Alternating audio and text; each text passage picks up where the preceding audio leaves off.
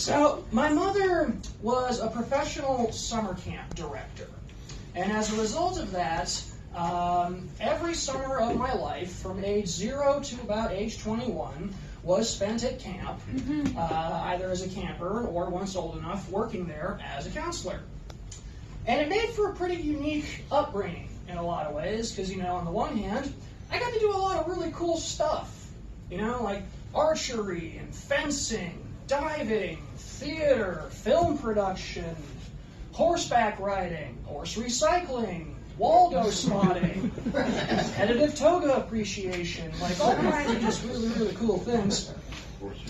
But then on the other hand, after you spend several non-consecutive years of your life at summer camp, you find yourself having strange thoughts like, if I have to sing the Crazy Moose song one more time, I'm going to become a moose poacher. I'm going to sneak away from camp in the dead of night, locate a moose, poach said moose, and I'm going to slice its stomach open Star Wars style and crawl into its body and spend several days subsisting on its meat as I slumber within its warmth.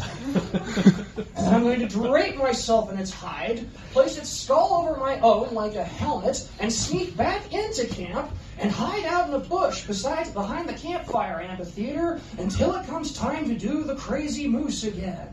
And in the middle of the song, I'm going to douse myself in kerosene and then go running out of the bush as I scream, I'm the ghost of your actual father! And then leap into the campfire and see how long I can keep doing the moose dance before I actually burn to death. There was a crazy moose. He liked to drink a lot of...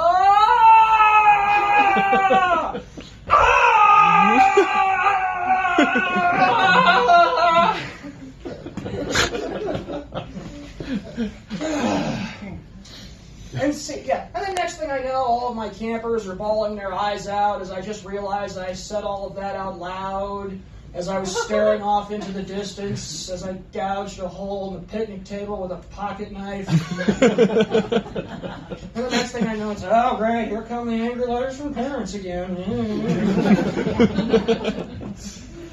And see, one of the classes I used to teach there, since apparently I was the only one either brave or stupid enough to actually do it, was Riflery. That's right, I was an NRA certified riflery instructor, and I taught countless kids how to safely and responsibly handle a firearm. And if I can share something really dark with you guys, every time I see a story on the news about a mass shooter, there's this little voice in my head that goes, God, please don't let that be one of my former students.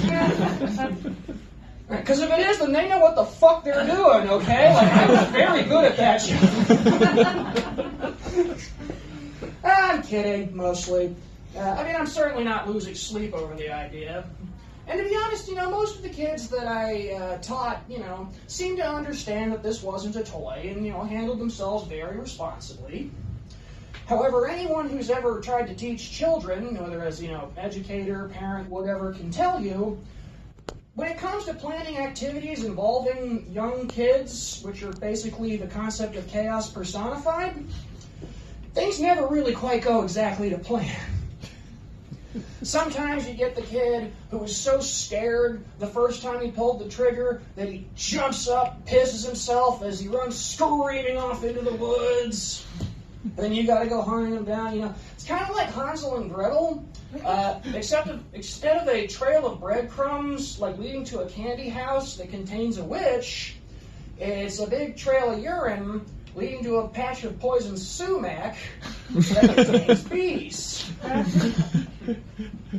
And then you get his opposites, which is the kid who gets so excited the first time they pull the trigger that when they jump up to celebrate, wind up pointing the gun at all of their buddies' heads. Hey, I did it, guys! Did you see? And of course, I try to yell, "Trigger discipline!" and "downrange!" at the exact same time, and what comes out of my mouth is, "Trigger down!" Which confuses my class. Several of them open fire. And now I have to explain to a crying 10-year-old that the squirrel that was out there on the range just got really scared by all of the noise, which made him very, very tired. And now he's just going to take a nice long lap nap without a head over there. But see, that's why we don't point the gun at living things, because they get scared very easily. Oh, no. My favorite one, wildest thing that happened to me when I was working there was we had this group of campers, like a student exchange, like two college students or like trade countries and like live in each other's houses. Okay, so this was a camper exchange, right? So it was this group of campers from China who did not speak a word of English, who were there with this like 14-year-old girl who was supposed to be their translator, who spoke English kinda, but not really. So, like, glossing over the difficulty of having to teach firearm safety through a medium, for whatever reason, these kids did not have a medium volume control setting, right? Like, they were either deathly silent or screaming at the top of their lungs with absolutely no middle ground in between. And I gotta tell you, you would be amazed just how quickly the fight or flight reflex gets triggered when someone who is holding a rifle starts randomly screaming in a language you don't speak. I'm